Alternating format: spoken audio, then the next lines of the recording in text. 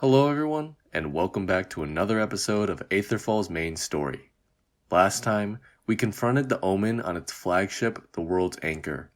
Despite your best efforts to negotiate, the war seems inevitable. Now, we'll be going over the ensuing battle between Alderians and constructs. It's quite obvious that you and the others are technologically outmatched by the robots.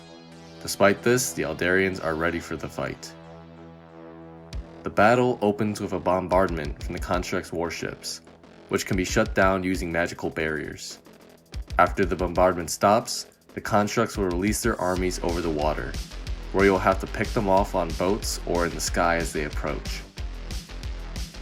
During this D-Day-esque beach battle, you can choose between either not participating if you're a pacifist, being on the front lines, or doing covert missions such as assassinating commanders and sneaking onto their battleships for sabotage.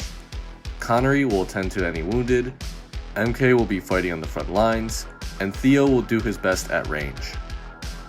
Depending on who is brought to the battle, certain NPCs can potentially die in this fight. Regarding the results of the battle, if you're victorious, you push the constructs back onto their ships. However, the constructs appear to be sore losers, and will launch several artillery batteries at anyone still on the beach, killing and defending Alderians, potentially killing or injuring you as well.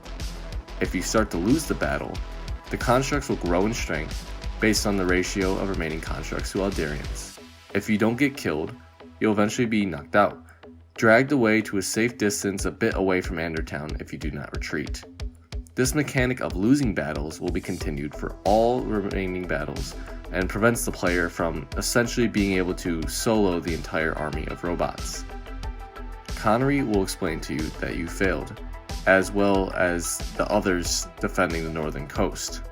Reeling from the loss, you'll have to coordinate new defenses to regain control of lost towns.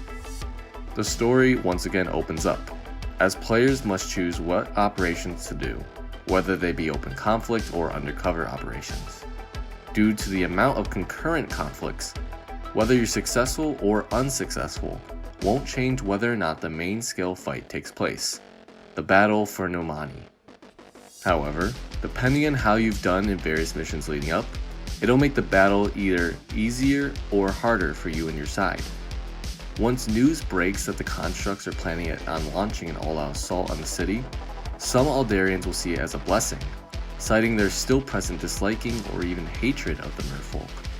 As leader, it's your job to persuade or agree with these voices into the right course of action. Through your persuasion, you'll increase the size of your fighting force for the battle. The Battle of Nomani decides whether or not the player will either be taking the fight to the constructs to end the war, or lose the battle and be fighting in secret in an Aldera occupied by robots. Nomani is critical to both sides, controlling the calm western seas and being home to many advanced pieces of technology. As you prepare for this monumentous battle, the Nomanians will provide you with one last gift: the unique, one-of-a-kind Aetherian armor. It's one of 3 super weapon armors made by Zeteria before the war, and allows you to not only have boosted magical capabilities, but also take to the skies in flight. Think of it as an Iron Man suit, but with magic. Along with this armor, they'll provide you with a ship that you can stock up supplies and allies for the battle.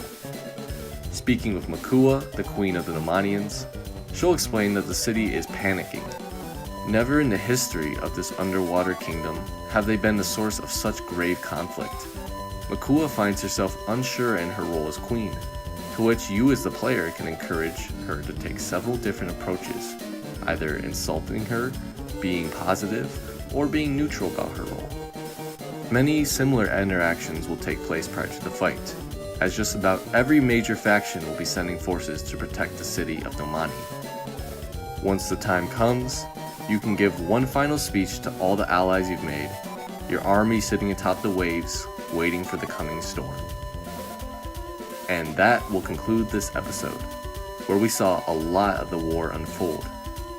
Let me know what things we could add to expand upon this conflict. If you can, like this video and subscribe to the channel if you haven't already. as both would mean a lot to me.